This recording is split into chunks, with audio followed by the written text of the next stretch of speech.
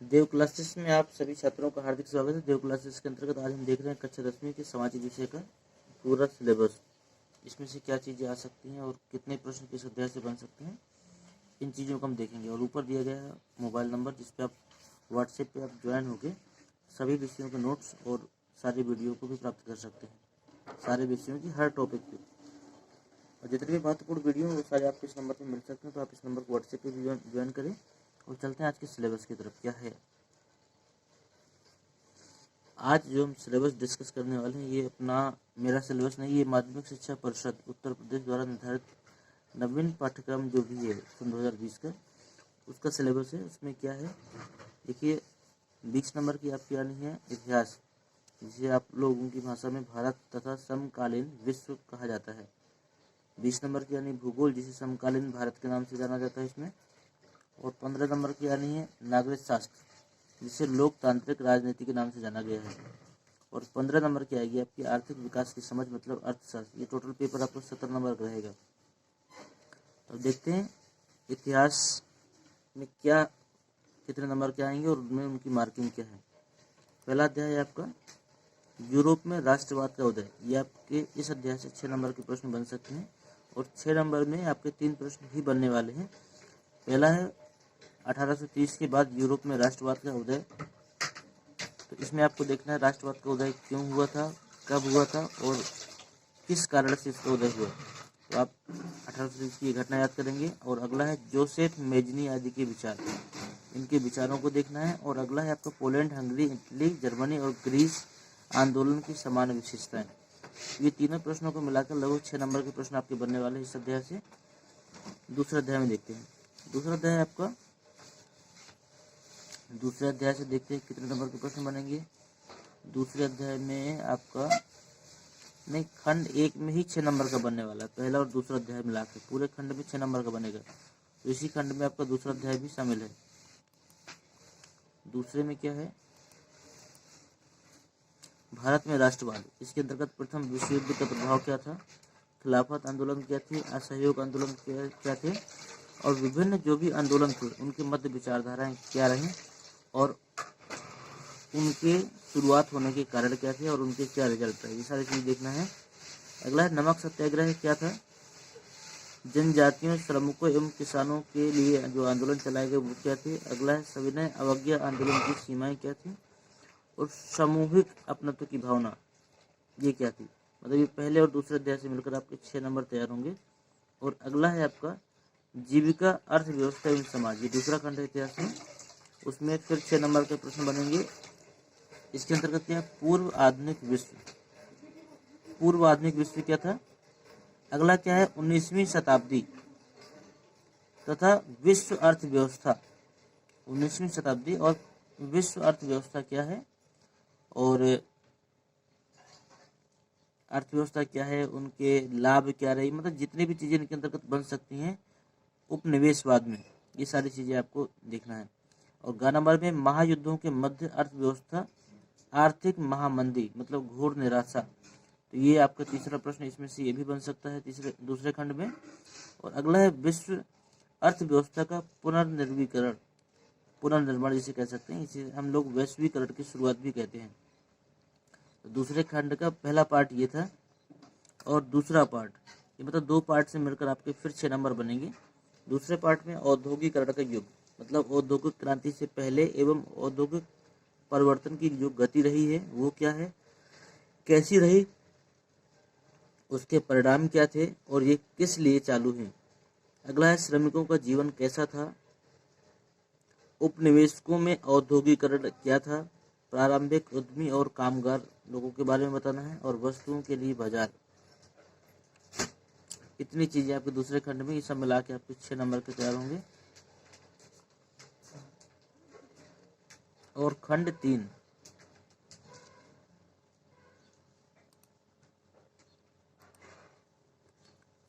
से 3 नंबर के हैं, जिसमें से दैनिक जीवन, संस्कृति और राजनीति। इसके अंतर्गत है यूरोप में मुद्रण का इतिहास क्या था, इसकी शुरुआत कैसी थी, वहाँ की मुद्रा जो भी थी वो क्या कैसी थी। दूसरा प्रश्न है 19वीं सदी में भारत में प्रेस का विकास।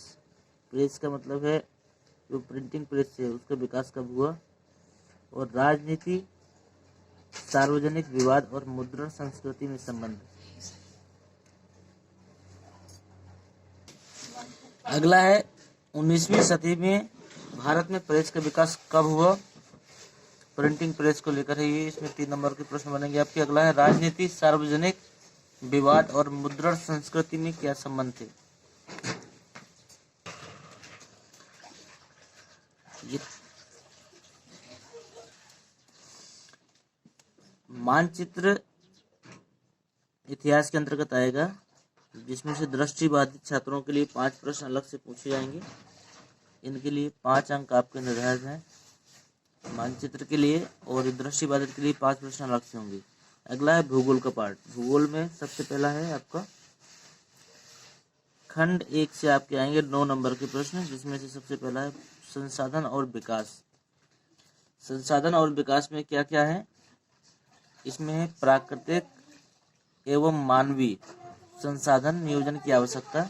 प्राकृतिक संसाधन, एक संसाधन के रूप में भूमि, मिट्टी के प्रकार तथा वितरण, भू उपयोग के प्रारूप में परिवर्तन, भूक्षरण तथा संचरण के उपाय। ये सारी चीजें हैं, ये आपका पहला अध्याय के अंतर्गत है। फिर से देख लीजिए, इसमें प्राकृतिक संसाधन देखना है, एक संसाधन के रूप में भूमि को देखना है, मतलब भूमि भी एक संसाधन के रूप में कार्य करती है। और मिट्टी क्या है, कितने प्रकार की होती है, इसके क्या उपयोग है, ये सारी चीज देखनी। तथा वितरण, भू उपयोग के प्रारूप में परिवर्तन देखने हैं। और भूक्षरण, भूक्षरण का मतलब मृदा कटाव किस प्रकार हो रहा है, ये चीजें देखनी है। तथा संचरण के उपाय, इसको बचाने के क्या क्या उपाय हैं, ये सारी चीजें आपको पहले अध्याय में देखना होगा। दूसरा पार्ट है वन एवं वन्य जीव संसाधन। इसके अंतर्गत भारत में वनस्पति जगत एवं प्राणी जगत, ये दोनों चीजें देखनी है आपको। इनके अंतर्गत क्या क्या चीजें पढ़नी है। पहला है भारत में वन और वन्य जीवन संरक्षण, वन्य जीव संरक्षण देखना है। और अगला है समुदाय और वन संरक्षण, ये दोनों चीजें आपको इसमें देखनी है। इन दोनों से मिलकर से दूसरे अध्याय में प्रश्न बन सकते हैं। तीसरा अध्याय है जल संसाधन। जल संसाधन के अंतर्गत पहला है आपका संसाधन, दूसरा है वितरण क्या है, अगला है उपयोग, उससे अगला है बहुउद्देशीय परियोजनाएं, ये आपकी हर वर्ष पूछी जाती हैं बहुउद्देशीय परियोजनाएं। अगला है जल दुर्लभता, इसके बाद है संरक्षण एवं प्रबंधन की आवश्यकता और वर्षा जल संचयन।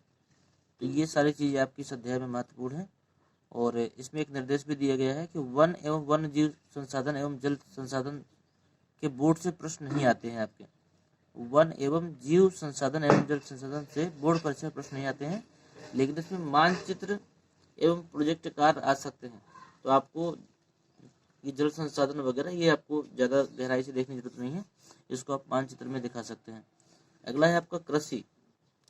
कृषि के प्रकार क्या है, कितने प्रकार की कृषि हम लोग कर सकते हैं, इसकी प्रमुख फसलें क्या हैं, तकनीकी एवं संस्थागत सुधार क्या हुए इसमें पहले से और अब में, उनका प्रभाव क्या रहा, तथा कृषि तथा राष्ट्रीय अर्थव्यवस्था और रोजगार और उत्पादन में योगदान क्या रहा। कृषि का राष्ट्रीय अर्थव्यवस्था में क्या योगदान रहा, और सबसे लास्ट है इसी में रोजगार और उत्पादन में क्या कृषि का योगदान है। ये सारी चीजें इस पाठ से महत्वपूर्ण है। तो आपने जितने भी प्रश्न अपने मॉडल पेपर में देखे हो या फिर विद्यालय के द्वारा लिखवाए गए हो, तो इन प्रश्नों को आप छांटकर पढ़ सकते हैं, इनसे ही प्रश्न आएंगे। अगला है खनिज तथा ऊर्जा संसाधन। खनिज तथा ऊर्जा संसाधन के अंतर्गत में खनिजों के प्रकार कितने होते हैं, और उसके बाद है वितरण। वितरण केवल मानचित्र के लिए उपयोगी है, इसके लिए याद करने की आवश्यकता नहीं है, आप केवल खनिजों के प्रकार देखिए। अगला है खनिजों के उपयोग तथा आर्थिक महत्व। ये दूसरी चीज है, खनिजों क्या उपयोग है, उनके आर्थिक महत्व क्या है। संरक्षण, उनका हम लोग किस प्रकार सुरक्षा करते हैं। ऊर्जा संसाधनों के प्रकार क्या है।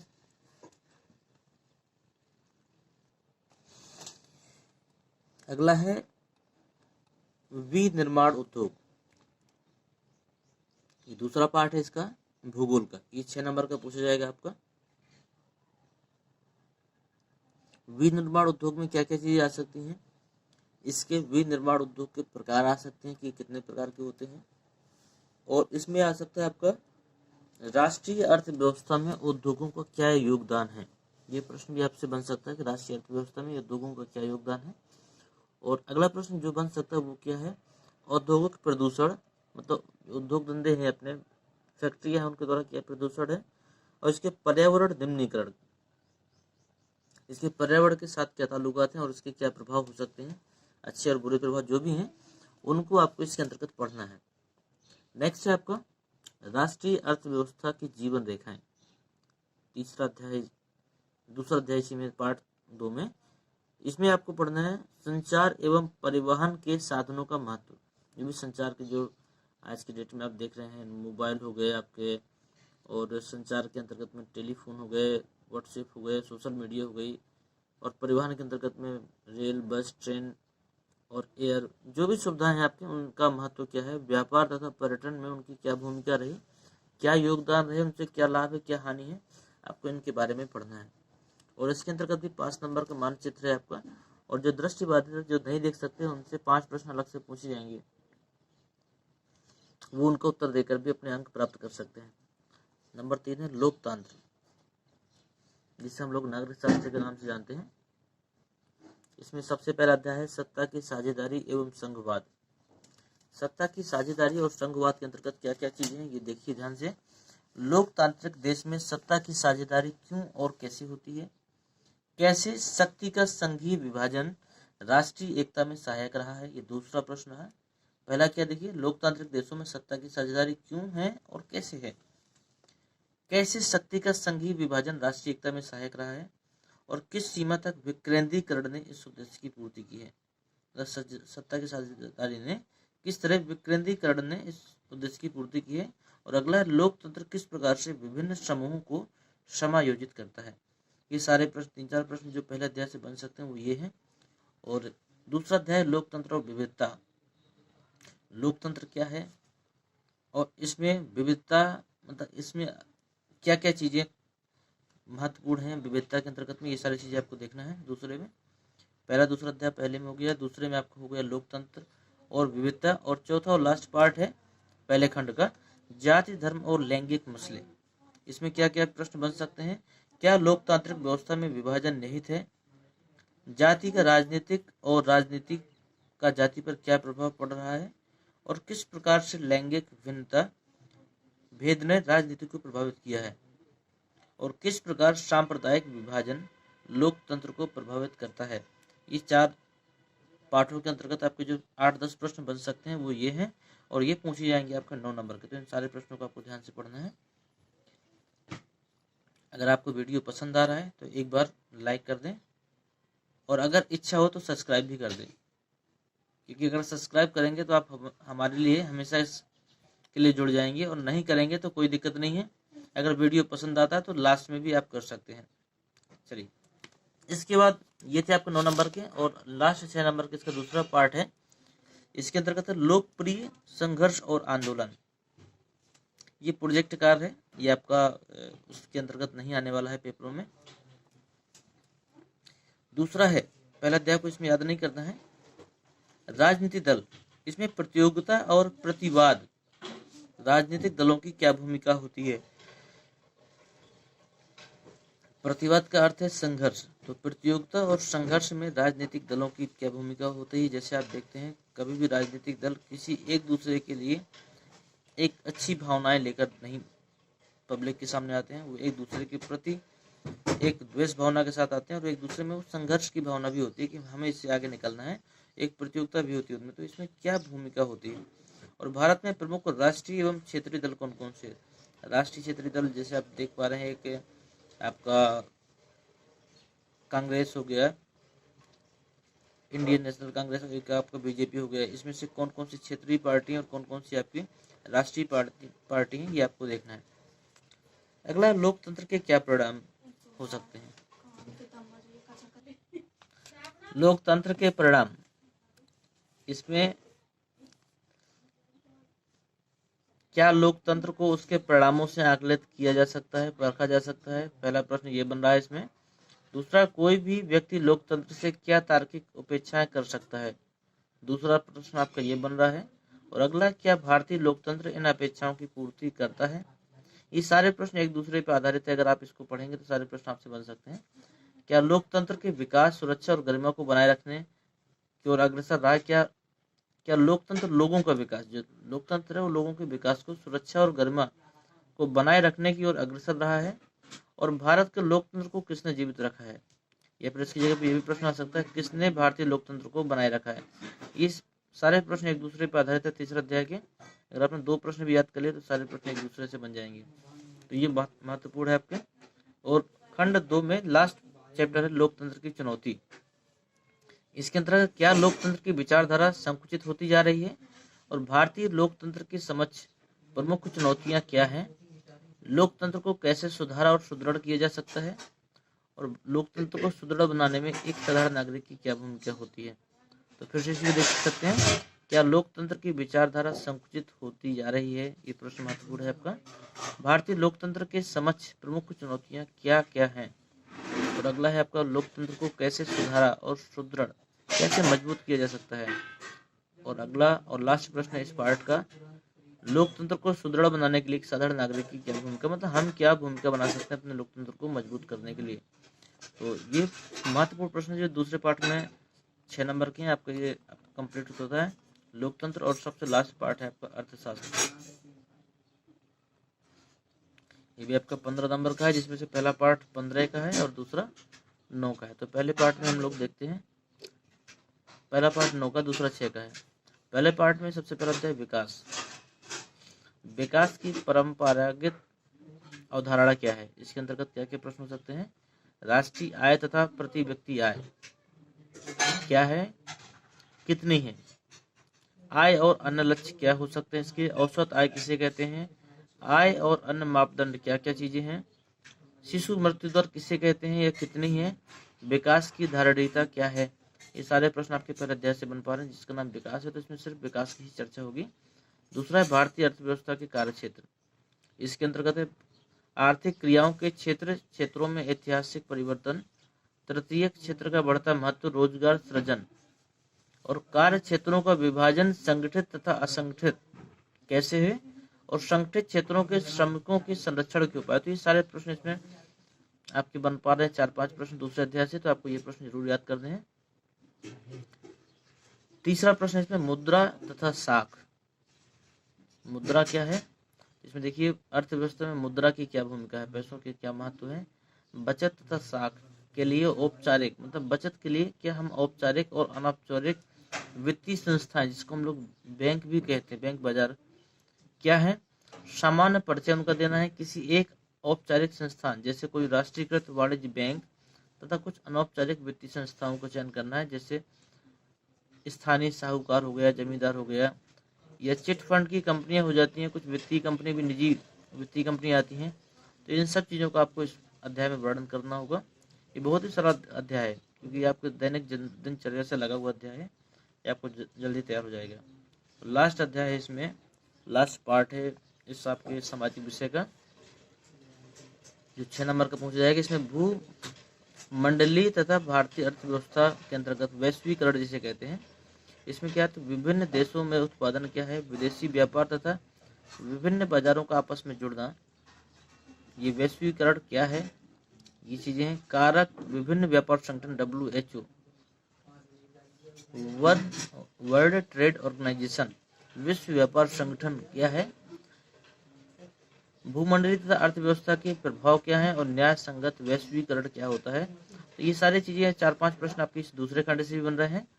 और लास्ट अध्याय आपका उपभोक्ता अधिकार, बहुत ही सरल अध्याय है। उपभोक्ता मतलब एक ग्राहक के लिए चर्चा हुई है। उपभोक्ता का शोषण कैसे होता है, मतलब किस प्रकार हम लोग अपना शोषण करवा रहे हैं, मतलब हर चीज हमें मूल्य से ऊंचे मूल्य पर मिलती है, ये कैसे क्या है। 1 या 2 साधारण केस का अध्ययन करना है इसमें। अगला है उपभोक्ताओं के शोषण के कारण क्या है। उपभोक्ता जागरूकता का उदय, यदि हमको कोई चीज दिए गए मूल्य से अधिक रेट पर मिलती है या फिर गलत हमारे साथ व्यवहार होता है, तो उसके लिए हमें कैसे जागरूक होना है और उसकी क्या सुनवाई कैसे हो सकती है। अगला, बाजार में उपभोक्ता को कैसा होना चाहिए। और लास्ट प्रश्न इसमें, उपभोक्ता संरक्षण में सरकार की क्या भूमिका रही है। अगर कभी भी उपभोक्ता के साथ कुछ गलत होता है तो उपभोक्ता फोरम में भी जाके उसकी शिकायत दर्ज करा के अपने अधिकारों को प्राप्त कर सकता है। तो ये थे यहाँ तक के महत्वपूर्ण प्रश्न, और इन प्रश्नों से ऊपर आपका पेपर बनने वाला नहीं है। अगर आपने इन प्रश्नों को तैयार कर लिया तो नो डाउट 100 में 100% आपके नंबर आ सकते हैं। तो बस आपको इन चीज़ों को तैयार करना है। इसके अतिरिक्त अगर आपको कुछ चीज़ें और भी आपको बुक्स में मॉडल पेपर मिल जाती हैं तो एक बार आप सरसरी निगाहों से उनको भी तैयार कर सकते हैं, लेकिन इन चीज़ों को तो छोड़ना नहीं, क्योंकि ये है आपका सिलेबस और कभी भी सिलेबस से बाहर कोई प्रश्न नहीं बनता है। अगर इसमें से कोई प्रश्न आपके पास उपलब्ध नहीं है या किसी प्रश्न का उत्तर आपको नहीं आता है तो उसके लिए आप हमारे दिए गए नंबरों पर संपर्क कर सकते हैं। और आपको ये वीडियो कैसा लगा सामाजिक विषय का, और कक्षा 10वीं के लिए हमने जो ये टॉपिक तैयार किया था सिलेबस वाइज, अगर ये पसंद आया है तो आप चैनल को सब्सक्राइब जरूर करें और लाइक करें, और ऊपर दिए गए नंबर पे व्हाट्सएप को ज्वाइन करें। व्हाट्सएप पे ज्वाइन करने से आपको सारे सब्जेक्टों के नोट्स, PDF और पेपर सेट निःशुल्क प्राप्त होते रहेंगे। तो आज के इस वीडियो की हम यही बंद करेंगे। इसके बाद में ये कुछ चीज़ें हैं, ये अध्याय के नाम हैं, जो चीज़ें देख सकते हैं आप। इंग्लिश में कुछ नहीं है, आपको मैंने मेन चीज़ आपको बता दी है कि क्या चीज़ें आ सकती हैं। सिलेबस आपको पूरा बनने दे दिया है। इसके बाद जो इसके पेपर सेट रहे, अगर आपको चाहिए तो आप व्हाट्सएप पे ज्वाइन होकर वो चीज़ें प्राप्त कर सकते हैं। तो आज के वीडियो में समाप्त करते हैं यहीं पर।